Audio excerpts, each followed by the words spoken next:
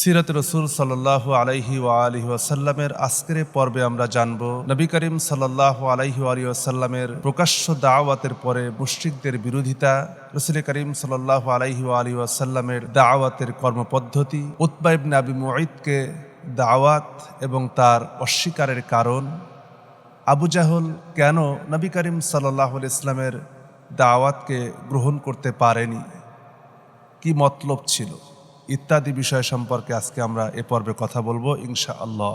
নবী করিম সাল্লাল্লাহু আলাইহি ওয়ালিহি ওয়াসাল্লাম যখন তিনি প্রকাশ্যে দাওয়াত দিলেন, এই প্রকাশ্য দাওয়াতের পর থেকে কুরাইশদের প্রতিটি মজলিসে, প্রতিটি জায়গায়, সব জায়গায় এই একটি বিষয়ই আলোচনা হতে লাগলো।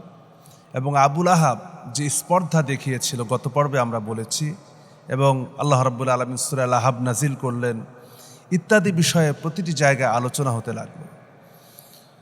আর তারা ইসলামের দাওয়াতের বিরুদ্ধে, রাসূল করিম সাল্লাল্লাহু আলাইহি ওয়ালিহি ওয়াসাল্লামের দাওয়াতের বিরুদ্ধে যে অস্ত্রটি তারা ব্যবহার করলো তা হচ্ছে, তারা বলল যে আমরা কি আমাদের বাপদাদার ধর্ম ছেড়ে দেব?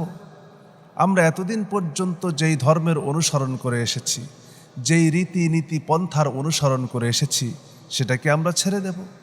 আল্লাহ রাব্বুল আলামিন তাদের এ কথার সম্পর্কে কোরআনে কারিমে সূরা শুআরার ৭৪ নম্বর আয়াতে বলছেন, তারা বলল, বাল ওয়াজাদনা আবাআনা কাযালিকা ইয়াফআলুন, যে তারা বলল যে আমরা তো আমাদের বাপ দাদাদেরকে এরকমই করতে দেখেছি, আমরা কেন সেটাকে বাদ দিই? এবং আল্লাহর ঘরের সামনে মুশরিকরা আল্লাহ পাকের দাওয়াতকে অস্বীকার করে তারা এ কথা বলল, বাল নাত্তাবি' মা ওয়াজাদনা আলাইহি আবাআনা, আমরা আমাদের বাপদাদাকে যে পথে চলতে দেখেছি আমরা সে পথেরই অনুসরণ করব। এই যে অন্ধ অনুকরণ থেকেই তারা মূলত বিরোধিতা করা শুরু করলো। এবং তারা যখন গরিব মুসলমানদেরকে দেখত, এই যে আম্মার, ইয়াসির, হযরত বেলাল, খাব্বাব, যারা ইসলাম গ্রহণ করেছিল গোপন দাওয়াতের মাধ্যমে, তারা যে গরিব ছিল, এই গরিব মুসলমানদেরকে যখন তারা দেখত, তখন তারা বলতো, قد جاءكم ملوك الأرض الذي يستغلبون غدا على ملك الكسرى وقيصر, তারা বলতো যে তোমাদের কাছে আগমন করেছে পৃথিবীর সম্রাট, এবং যে আগামীকাল কায়সার ও কিসরা রাজত্বের উপর কর্তৃত্ব লাভ করবে। তারা এটি বলতো ঠাট্টা করে। আল্লাহ রাব্বুল আলামিন কিন্তু পরবর্তীতে তার রাসূলকে সেই সুসংবাদ দিয়েছেন, রোম বিজয় হয়েছে, কায়সার বিজয় হয়েছে, কিসরা বিজয় হয়েছে, সব আল্লাহ পাক মুসলমানদের হাতে এনে দিয়েছিলেন। তো নবী করিম সাল্লাল্লাহু আলাইহি ওয়ালিহি ওয়াসাল্লাম তিনি যখন দাওয়াত শুরু করলেন, তার দাওয়াতের কর্মপদ্ধতি ছিল এই, যখনই কোনো জায়গায় কিছু লোককে জটলা পাকা অবস্থায় দেখতেন যে কয়েকজন লোক বসে আছে, তখনই তিনি তাদেরকে সম্বোধন করে তাদের সঙ্গে কথা বলতেন, তাদের সঙ্গে কুশল বিনিময় করতেন, কোরআনে কারিমের তিলাওয়াত শোনাতেন, বা আকর্ষণীয় রূপে হিকমতের সহিত রাসূল করিম সাল্লাল্লাহু আলাইহি ওয়াসাল্লাম তাদেরকে দাওয়াত দিতেন। আর যাদের সৌভাগ্য, যাদের ভাগ্য ভালো ছিল, যারা সৌভাগ্যবান ছিলেন, তারা রাসূল করিম সাল্লাল্লাহু আলাইহি ওয়াসাল্লামের দাওয়াতে তারা সাড়া দিতেন। আর যারা সীমা অতিক্রম করেছিল, হতভাগ্য হয়েছিল, তারা তো এ দাওয়াতে সাড়া দিতে পারেনি।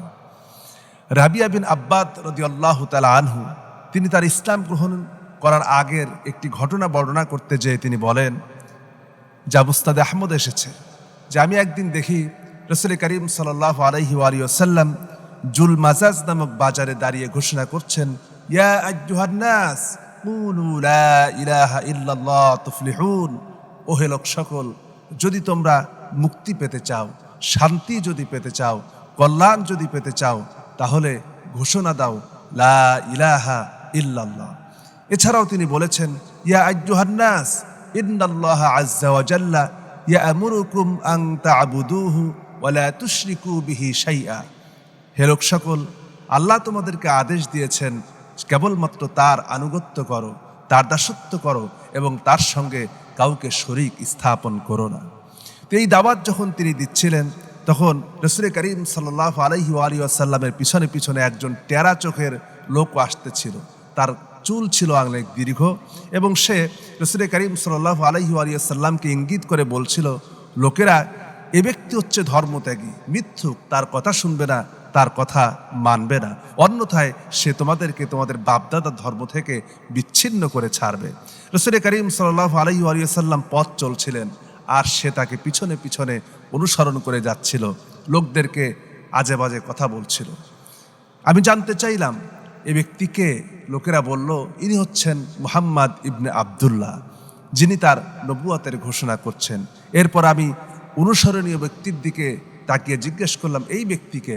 তখন লোকেরা আমাকে বলল যে সে হচ্ছে তার চাচা আবুল আহাব।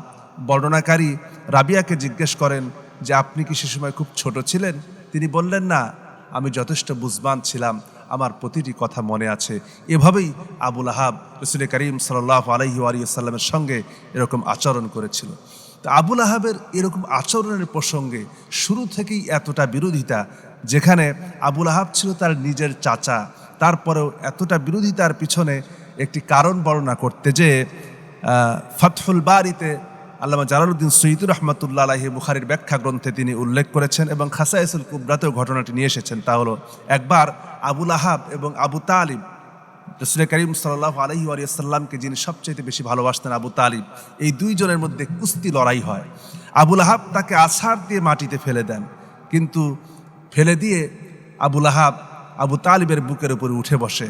রাসূল করিম সাল্লাল্লাহু আলাইহি ওয়া সাল্লাম তখন তিনি ছোট ছিলেন, তিনি আবুল আহাবের চুল ধরে তাকে নিচে নামিয়ে দেন। আবুল আহাব তখন বলে, মুহাম্মদ, আমিও তো তোমার চাচা, আবু তালিবও তোমার চাচা, তবুও তুমি আমার বিরুদ্ধে তাকে সাহায্য করলে কেন?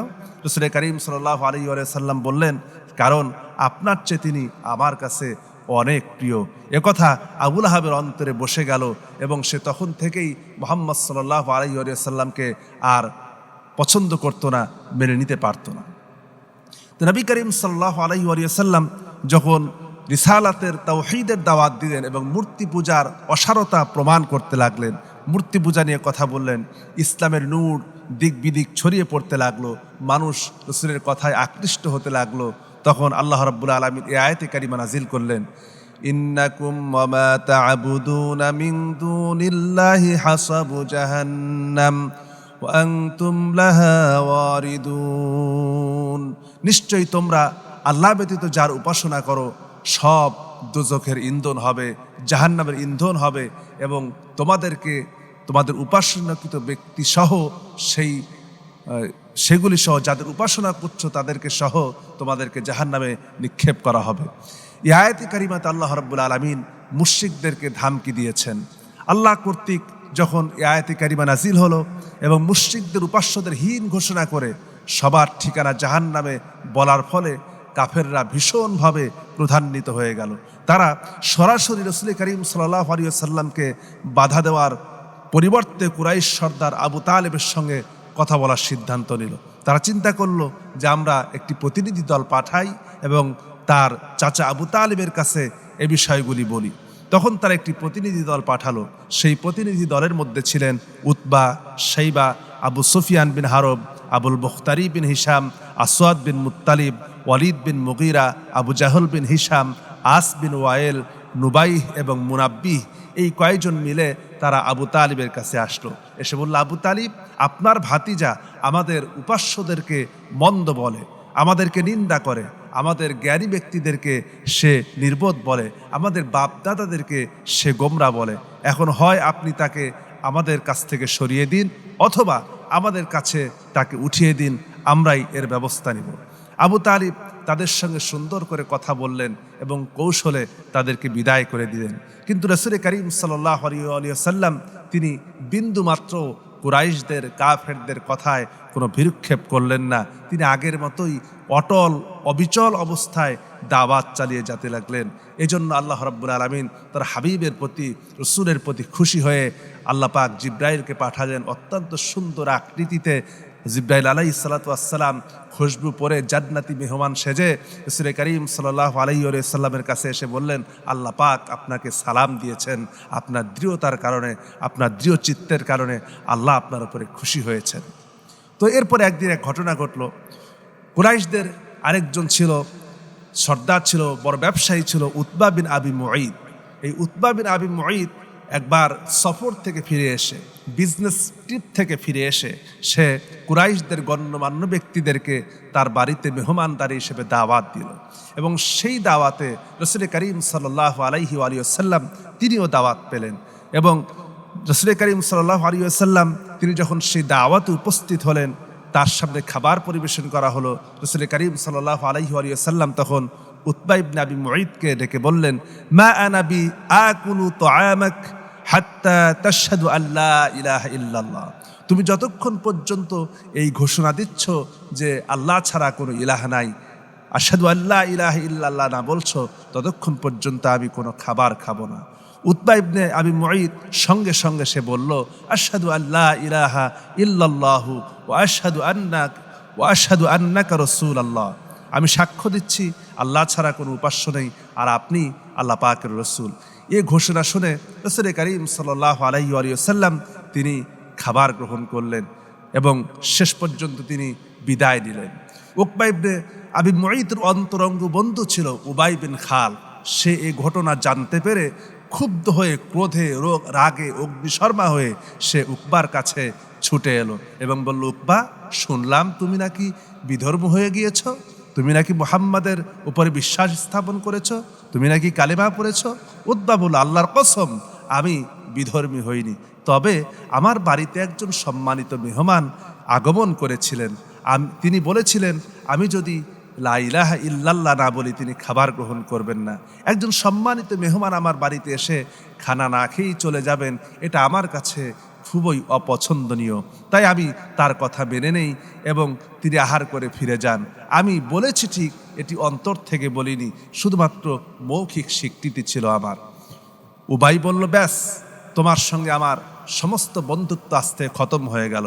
যতক্ষণ পর্যন্ত তুই মুহাম্মদ সাল্লাল্লাহু আলাইহি ওয়াসাল্লামের মুখে থুতু নিক্ষেপ না করবে, তাকে চর না দেবে, ততক্ষণ পর্যন্ত তোমার সঙ্গে আমার কোনো সম্পর্ক নেই।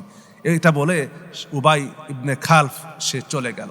চলে যাওয়ার পরে চলে যাওয়ার পরে উকবা ইবনে আবি মুঈত রাসূল করিম সাল্লাল্লাহু আলাইহি ওয়াসাল্লামের সামনে যে এই ধৃষ্টতাপূর্ণ আচরণ দেখাতে লাগলেন, সে থুতু নিক্ষেপ করলো, কিন্তু আল্লাহর কুদরতে, আল্লাহ পাকের রহমতে সেই থুতু নবী করিম সাল্লাল্লাহু আলাইহি ওয়াসাল্লামের মুখ পর্যন্ত গেল না। সেই থুতু ফিরে এসে তার মুখেই আগুনের মতো বিস্ফোরিত হয়ে তার মুখে লাগলো। তার চেহারা জ্বলে উঠল। উকবা চিৎকার দিয়ে উঠল এবং মৃত্যু পর্যন্ত তার চেহারার ভিতরে এই চিহ্ন অবশিষ্ট ছিল। আল্লাহ রাব্বুল আলামিন তখন কোরআনে কারীমের আয়াত নাজিল করলেন, ইয়াউমা ইয়া'আদ্দুয যালিমু আলা ইয়াদাইহি ইয়াকুলু ইয়া লাইতানি ইত্তাখাযতু মা'আর রাসূলি সাবিলা। জালিম যারা, সেদিন তারা আপন হাত দংশন করতে থাকবে, আপন হাত কামড়াতে থাকবে এবং বলবে, হায় আফসোস, যদি আমি সেদিন রসুলের পথ যদি অবলম্বন করতাম। রসুল আমাকে যেদিকে ডেকেছিলেন, মুহাম্মদ সাল্লাল্লাহু আলাইহি ওয়াসাল্লাম আমাকে যেদিকে ডেকেছিলেন, যদি আমি সেই পথ যদি অবলম্বন করতাম, তাহলে আজকে ইয়া ওয়াইলাতা লাইতানি লাম আত্তাখিয ফুলানান খলিলা, যদি আমি এইরকম উবাই বিন খালফের মতো ব্যক্তিকে যদি বন্ধু হিসেবে গ্রহণ না করতাম, তাহলে এই কঠিন পরিস্থিতি আমার হতো না।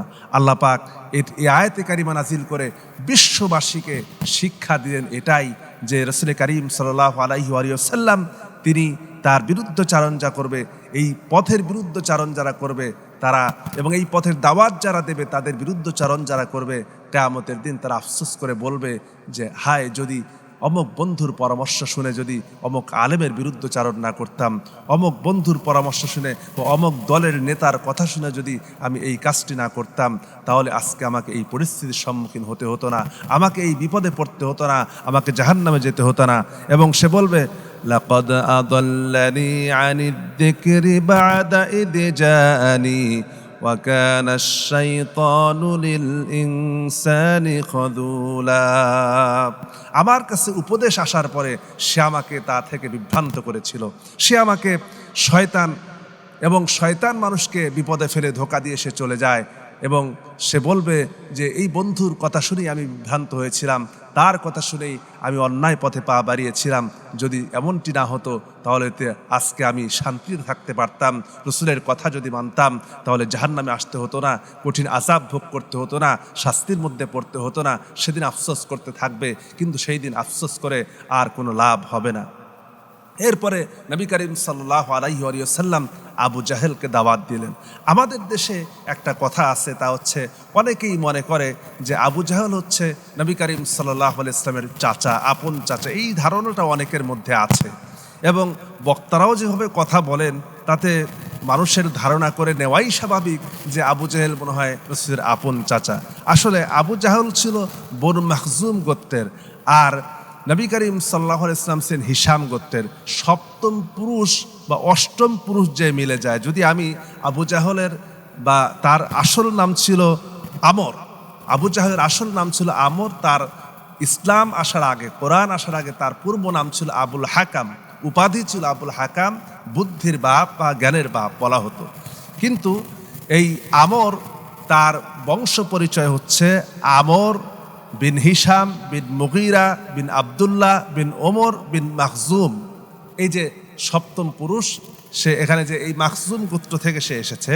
আর মুহাম্মদ সাল্লাল্লাহু আলাইহি ওয়াসাল্লাম মুহাম্মদ বিন আবদুল্লাহ বিন আব্দুল মুত্তালিব বিন হাশেম বিন আব্দে মানাফ বিন কুসাই বিন কিলাব। এই যে কুসাই বিন কিলাব যে সপ্তম স্তরে, এবং মাখজুম এবং কুসাই বিন কিলাব এই দুইজন ছিল চাচাতো ভাই। মাখজুমের বাবা ছিল ইয়াকাজা এবং কুসাইয়ের বাবা ছিল কিলাব, এবং দুজনের বাবাই ছিল মুররা। এই মাখজুম এবং কুসাই ছিল হচ্ছে চাচাতো ভাই। এবং কুসাই বিন কিলাব যখন মক্কার ক্ষমতাধর হয়, ক্ষমতায় অধিষ্ঠিত হয়, সে সময় সে মক্কার তার নেতৃত্বে আমরা যখন সিরাতের প্রথমে যখন শুরু করেছিলাম রাসূল করিম সাল্লাল্লাহু আলাইহি ওয়াসাল্লামের, সে সময় কুরাইশটা কীভাবে আসলো, মক্কার বসতি কীভাবে স্থাপন হলো, এ কথা যখন আমরা বলেছি তখন কিন্তু এই কুসাই বিন কিলাব সম্পর্কে আমরা বলেছি যে কুসাই বিন কিলাব তিনি প্রথম ব্যক্তি যিনি কুরাইশদের মধ্য থেকে মক্কার নেতৃত্ব গ্রহণ করেন। এবং কুসাই বিন কিলাবের দুইজন সন্তান ছিল, একজন আব্দে মানাফ, আব্দেদ্দার। আব্দেদ্দার তো রাজনৈতিক ক্ষমতা নিল, এবং আব্দে মানাফ সে মানুষের খেদমত করার জন্য যেগুলি দরকার সেগুলি নিল। তো এই মাখজুম গোত্রের হচ্ছে আবু জাহল অনেক দূরবর্তী সম্পর্ক, আশেপাশেও নাই। সপ্তম অষ্টম পুরুষে যে, অষ্টম নবম পুরুষে যে দুজনের পিতা এক হয়েছে, এ হচ্ছে বিষয়। তো মুগীরা ইবনে শুবা বর্ণনা করেন যে আমি এবং আবু জাহল মক্কার এক গলিতে হাঁটছিলাম, তখন রাসূল করিম সাল্লাল্লাহু আলাইহি ওয়াসাল্লাম আমার সাথে তো প্রথম পরিচয় ঘটে। সেদিন পথ চলতে চলতে হঠাৎ মুহাম্মদ সাল্লাল্লাহু আলাইহি ওয়াসাল্লামের সঙ্গে সাক্ষাৎ হয়ে যায়। তিনি আবু জাহেলকে বললেন, আবুল হাকাম, আল্লাহ এবং তার রসুলের দিকে চলে এসো। আমি যে দাওয়াত দিচ্ছি আল্লাহর পক্ষ থেকে এসেছি, এটাকে গ্রহণ করে নাও, এটাকে মেনে নাও। আবু জাহেল বলল যে তুমি আমাদের উপাস্যকে মন্দ বলো, তুমি কি চাও যে আমি সাক্ষ্য দেই যে আমি সমস্ত কিছু ছেড়ে দিয়ে তোমার আল্লাহকে মেনে নিব?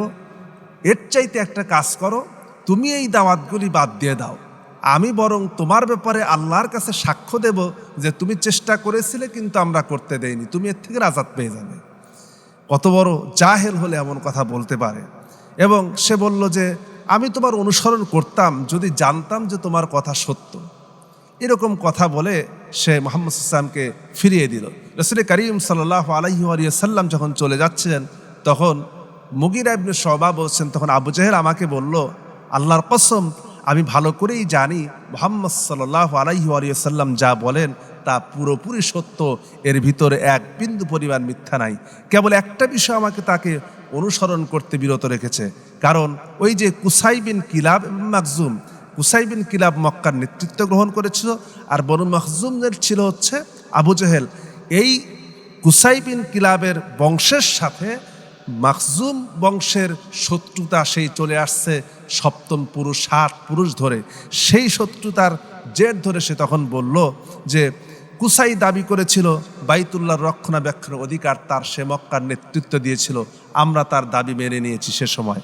এরপরে দাবি করেছে তার সন্তান এসে দাবি করলো যে আমরা হাজিদেরকে পানি খাওয়াবো, আমরা হাজিদেরকে পানি পান করাবো, আমরা তাও মেনে নিয়েছি। এবং এরপর বলেছে মজলিসে শুরা অর্থাৎ দারুন নাদোয়া, যেটাকে মন্ত্রী পরিষদ বলা হতো, আমরা ইতিপূর্বে বলেছি যে এইটার অধিকার রক্ষার দায়িত্ব তাদের, আমরা তাদের এ দাবিও মেনে নিয়েছি। এরপর তারা বলেছে সৈন্যবাহিনীর নেতৃত্ব তাদের হাতে থাকবে, আমরা এটাও না মেনে পারিনি।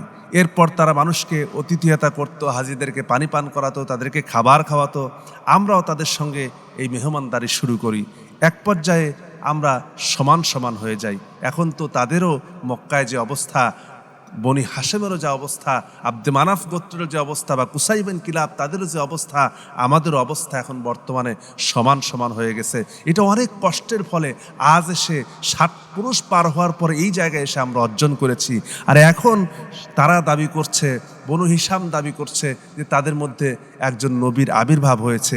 এইটা যদি হয় তাহলে তো আমরা পিছিয়ে পড়ে যাব, আমাদের তাদের মতো সম্মান আর থাকবে না, তাদের জায়গায় আমরা কখনো পৌঁছাতে পারবো না, আমরা তো আর নতুন করে কোনো নবী নিয়ে আসতে পারবো না, নবী তো আর নিজে থেকে নিয়ে আসা সম্ভব নয়, এজন্য আমি কোনোভাবেই তাকে মানতে রাজি নই। এই ছিল আবু জেহেলের বিরোধিতার একমাত্র কারণ। সে নিজেদের আত্মমর্যাদা, নিজেদের সম্মানের কথা ভাবে, অথচ আল্লাহ পাক ইসলামের মাধ্যমেই তাকে সম্মান আরও বেশি সম্মানিত করতেন, কারণ সে জ্ঞানী ছিল, বুদ্ধিমান ছিল, এবং তার এই জ্ঞানের কারণে রাসূল করিম সাল্লাল্লাহু আলাইহি ওয়াসাল্লাম বলেছেন, যে ব্যক্তি ইসলামের আগে যার যেমন মর্যাদা ছিল, ইসলাম গ্রহণের পরেও আল্লাহ তাআলা তার সে মর্যাদা বজায় রেখেছেন। যেমন দেখেন হযরত ওমর রাদিয়াল্লাহু তাআলা আনহু, তিনি ইসলাম গ্রহণের আগেও ছিলেন সেরা, ইসলাম গ্রহণের পরেও আল্লাহ তাআলা তাকে সেই সেরাদের কাতারেই রেখেছেন, এবং প্রত্যেকের ক্ষেত্রেই আল্লাহ পাক তার সেই মর্যাদাকে বজায় রেখেছেন। এই হচ্ছে আবু জেহেলের অবস্থা। তো আবু জেহেল, আরেকটি বর্ণনা পাওয়া যায় এরকম যে একবার আবু জেহেল আবু সুফিয়ান কথা বলছিল, আল্লাহ রসুল সাল্লাল্লাহু আলাইহি ওয়াসাল্লাম সেখান দিয়ে যাচ্ছেন। আবু জেহেল তার দিকে ইশারা করে বলল, হে বনু আব্দে শামস, এই ব্যক্তি কি তোমাদের নবী? অর্থাৎ একথা আবু সুফিয়ানের দিকে তাকিয়ে বলল। আবু সুফিয়ান উত্তর দিল, আমাদের গোত্র থেকে কেউ নবী হলে তোমার বিস্মিত হওয়ার কি আছে? অনেক নবী তো এমন গোত্রের ছিলেন যারা সম্মান ও মর্যাদার দিক থেকে আমাদের চাইতে নিম্নতর বংশেরও ছিলেন। আবু জেহেল বলল, আমি তো বিস্মিত এই কারণে, আমাদের মতো প্রবীণ ও যোগ্য লোকেরা থাকতে এরকম পুস্কে যুবক নবী হয় কি করে? এই কথা আবু জেহেল বলল। তখন রাসূল করিম সাল্লাল্লাহু আলাইহি ওয়াসাল্লাম যখন তাদের কথা শুনতে পান, তিনি তাদের কাছে এসে আবু সুফিয়ানকে সম্বোধন করে বলেন, তুমি আল্লাহ এবং তার রসুলের পক্ষ অবলম্বন করনি, তুমি তোমার বংশের খানদানের পক্ষ অবলম্বন করেছ। অর্থাৎ আবু সুফিয়ান যে উত্তর দিয়েছিল যে গোত্র থেকে নবী হলে সমস্যা কি, অর্থাৎ আবু সুফিয়ান গোত্রের দিকে ধাস করে কথা বলেছে। রাসূল করিম সাল্লাল্লাহু আলাইহি ওয়াসাল্লামকে তাকে মহব্বত করে বা তার পক্ষ অবলম্বন করে কথা বলেনি, এজন্য তিনি এ কথা এসে বললেন। আবু জাহেল বলল, আল্লাহর কসম, তুমি কম হাসবে, বেশি কাঁদবে। এরপরে আবু জাহেল বলে, ভাতিজা, এটা খুবই খারাপ যে তুমি নবুয়তের কারণে আমাকে ধমকি দিচ্ছ। অর্থাৎ রাসূল করিম সাল্লাল্লাহু আলাইহি ওয়াসাল্লাম যখন আবু জাহেলকে বললেন যে তুমি খুবই কম হাসবে এবং বেশি কাঁদবে, সেই কাদার সময় আসতেছে, তখন আবু জাহেল এ কথা বলল। তো এইভাবে করে আবু জাহেল এবং মুহাম্মদ সাল্লাল্লাহু আলাইহি ওয়াসাল্লামের বিরোধিতা শুরু হয়ে গেল।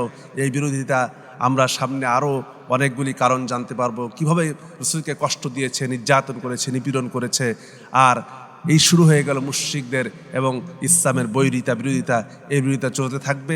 এর উপরে আমরা পর্যায়ক্রমে বিভিন্ন বিষয় ইতিহাস থেকে আমরা জানবো, রাসূলের জীবন থেকে যেহেতু আমরা কথা বলছি, এবং এর পরের পর্বে আমরা আলোচনা করব যে আল্লাহর ব্যাপারে, মক্কার মুশরিকদের, রাসূলের ব্যাপারে, আখিরাতের ব্যাপারে কি আপত্তি ছিল, এবং আল্লাহ পাক কোরআনে কারীম থেকে কি জবাব দিয়েছেন। এই আলোচনাটা হবে পুরাটি কোরআন দিয়ে, কোরআনের আলোকে আগামী আলোচনাটি হবে ইনশাআল্লাহ।